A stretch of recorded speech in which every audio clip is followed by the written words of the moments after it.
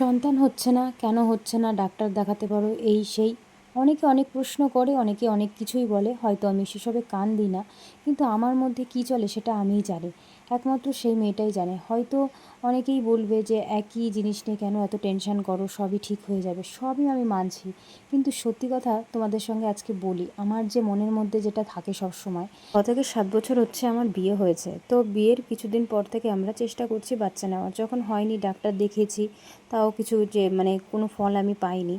তখন থেকে স্বাভাবিক, একটা মেয়ের যখন কোনো কিছু না হয় কিছুদিন, তারপর বছর খানিক 1.5-2 বছর যখন কোনো কিছু নয়, স্বাভাবিক টেনশানটা চলেই আসে, তাই না?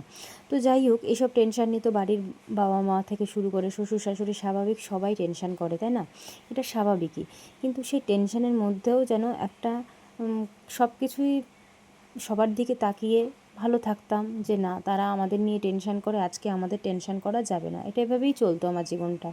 তো যাই হোক, সেই সময় হঠাৎ করে কিন্তু আমার জীবনে ঝড় চলে আসে, যে ঝড়টা আমি সইতে পারি না। সত্যি কথা বলতে, যে ঝড়টা আমার দিক দিয়ে গেছে একমাত্র আমিই জানি। আমার বাবা যখন মারা যায়, সত্যি বলছি, আমি এতটাই ভেঙে পড়েছি। আমার সেই থেকে উঠে আসা, তারপরে কোনো কিছুভাবে ভালোভাবে চলা, সেটা যেন একেবারে শেষ হয়ে গেছিলো আমার দিক দিয়ে। আমি পুরো শেষ হয়ে গেছিলাম। স্বাভাবিক, একজন যদি হঠাৎ করে চলে যায়, সেটা না সহ্য করা যায় না। তারপরেও কিন্তু আমি ভালোভাবে থাকার চেষ্টা করি। মন কি মানে বলো? মন কিন্তু কখনোই মানে না। শুধুমাত্র মায়ের দিকে তাকিয়ে কিন্তু আজ আমি এই দিকে আছি। শুধু কি একটাই, আমার জীবনে ওই তো একটা ঝড় গেল কিছুদিন, মানে একটা বছরও হয়নি, তার 1 বছরের মধ্যে আমার শ্বশুর মশাই মারা গেল। সে যে কী এক কষ্ট, একমাত্র আমিই জানি। সেটা আমি বলে বোঝাতে পারবো না। চোখের সামনে দুটো মানুষ যখন চলে যায় না, সেটা সহ্য করে যায় না, মানে সহ্য করতেই পারি না। আমার এখনও বলতে যেন গাটা কাঁপছে, সত্যি বলছি। কিন্তু কি করব বলো, বাঁচতে তো হবে না। এই যে দুটো মা আছে, তাদের দিকে তাকিয়ে কিন্তু আমার চলতে হবে, বাঁচতে হবে। এক এক সময় নিজেকে এতটা খারাপ লাগে, বলে বোঝাতে পারবো না। একটা মানুষ কোনো কিছু করতে গেলে তো মন মানসিকতা ভালো থাকা দরকার। সেই মন মানসিকতাই যেন আমাদের ভালো থাকে না, যে আমি ভালোভাবে চলি বা ভালোভাবে থাকি, থাকে না গো। যে পরিস্থিতি আমরা ফেস করেছি বা যে পরিস্থিতি যাচ্ছে, যখন মনে আসে না, তখন না মানে পাত থেকে মাটি সরে যাওয়ার মতো অবস্থা হয়। কিন্তু কি করব বলো, টেনশান তো ছেড়ে থাকতে হবে, আমাদের বাঁচতে হবে না। না বেঁচে কি করব? বাঁচতে গেলে সব কিছুই মানতে হবে, কিচ্ছু করার নেই, এটাই হয়তো জীবন। যাই হোক, এইসব কারণেই কিন্তু আমি অনেক টেনশান করি, অনেক চিন্তা করি। তো বলতে চাই না, তাও ভাবলাম তোমাদের সঙ্গে একটু বলি। সব কিছুই যখন বলি, শুধু যে বাচ্চা কাচ্চা নিচ্ছি এই এক টেনশান, এই সব কিছু। যাই হোক, সেই পরিস্থিতি ফেস করে আজকে আমি এত দূর এসেছি। ঠাকুরের ইচ্ছায় আমি সবসময় ঠাকুরকে ডাকে আমার 2 বাবা যেন ভালো থাকে, যেখানেই থাকে তাদের কামনা করি ঠাকুরের কাছে সবসময়। তারা যেন যেখানেই থাকে ভালো থাকে, এই প্রার্থনা সব সময়ের জন্যই করি। প্রতিটা পদে প্রতিটা ক্ষেত্রে তাদের কথা মনে পড়ে, প্রতিটা সময়। সেটা বলে বোঝাতে পারবো না। হয়তো আমি যতই যাই বলি না কোনো, যা চলে আমার মনের মধ্যেই চলে, সেটা বলে বা প্রকাশ করা যায় না। যাই হোক, কী করব বলো, টেনশান করে তো কিছু হবে না। টেনশান করতে করতে আজকে এত দূর হয়েছে, মানে কি বলবো। ডাক্তারও এক এক সময় বলে যে তোমাদের যা সমস্যা, এইসব কিন্তু এর থেকে বড় বড় ক্রিটিক্যাল সমস্যা কিন্তু তারা প্রেগনেন্সি চলে আসে। শুধুমাত্র আমাদের এই টেনশানের কারণে আজকে আমরা কনসিভ করতে পারছি না। কি বলবো বলো, কিছু করার নেই। এখন আস্তে আস্তে সব কিছুই মেনে নিয়েছি, মেনে চলছি। এখন ডাক্তার দেখাচ্ছি, দেখা যাক ঠাকুর কি করে, সময় হলে ঠিক দেবেই, এটা ভেবেই থাকি সব সময়ের জন্য। আর সব উঠতে বসতে তো ঠাকুরকে সবসময় ডাকি। হয়তো কোনো জন্মের পাপ করেছি যে আজকে আমি এত কিছু, আমার এই জীবনে কত কিছু দেখে ফেললাম, যেটা আমার দেখার কথা ছিল না। আজ একটা আমার বাচ্চা কাচ্চা হলে দাদার সাথে খেলতো, কত আনন্দ করতো বলো, সেই জায়গাটা আর নেই। হয়তো আমার ছেলে মেয়ে আসলে তাদের দেখতে পাবে না, এটাই হচ্ছে বড় কষ্ট। সেটা প্রকাশ করা যায় না যে কী কষ্ট এটা। যাই হোক, এত কিছু তোমাদের সঙ্গে বললাম, কিছু মনে করো না, মনের কথাগুলোই বললাম।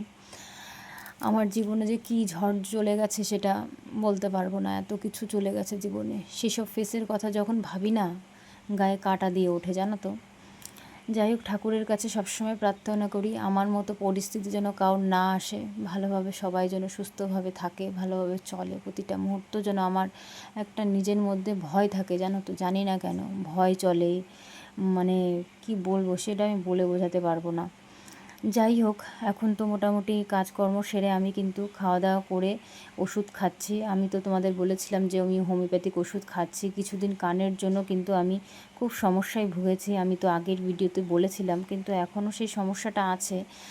ডাক্তার বলেছে যে তোমার এই কানের সমস্যা সহজে যাবে না, এটা তোমার নিজের থেকে সরাতে হবে, কিচ্ছু করার নেই। এমন একটা বাঁধিয়ে নিয়েছি কি আর বলবো। যাই হোক, ওষুধ টষুধ খেয়ে কিন্তু আমি চলে এসেছি রান্নাঘরে। আজকে তোমাদের সঙ্গে একটু বলি আমি কি কি রান্না করেছি। পুঁই শাক দিয়ে মাছের মাথা দিয়ে করেছিলাম, কুমড়ো আলু দিয়ে একটু ঝালঝাল করে। আমার বরমশাই খেতে কিন্তু খুবই পছন্দ করে, ওর পছন্দই আজকে রান্না করেছি এটা।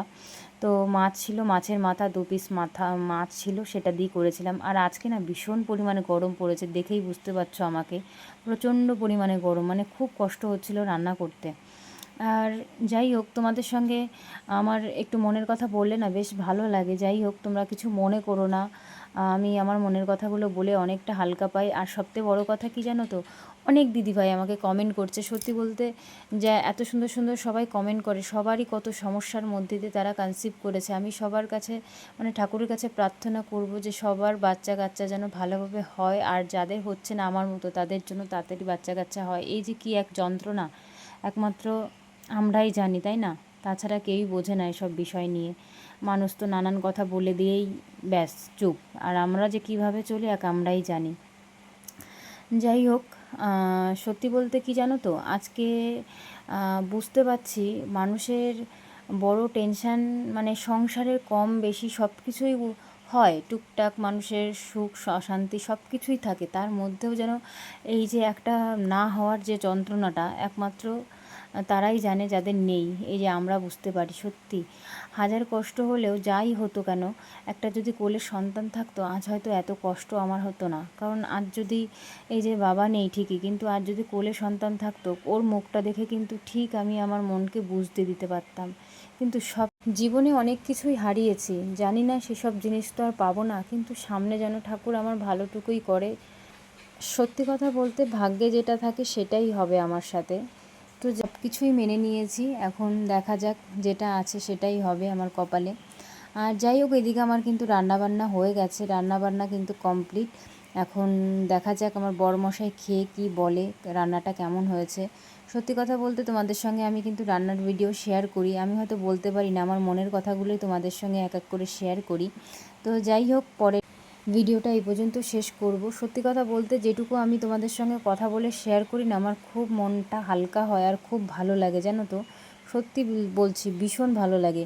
তো আজকে তো তোমাদের সঙ্গে অনেক কিছুই বললাম, আমার লাইফের কথা সব কিছুই শেয়ার করলাম। পরে তোমাদের সঙ্গে আমার ওষুধের ব্যাপার নিয়ে আরও কিছু কথা বলবো। যাই হোক, ভিডিওটা এই পর্যন্ত শেষ করব। ভালো থেকো, সুস্থ থেকো সবাই।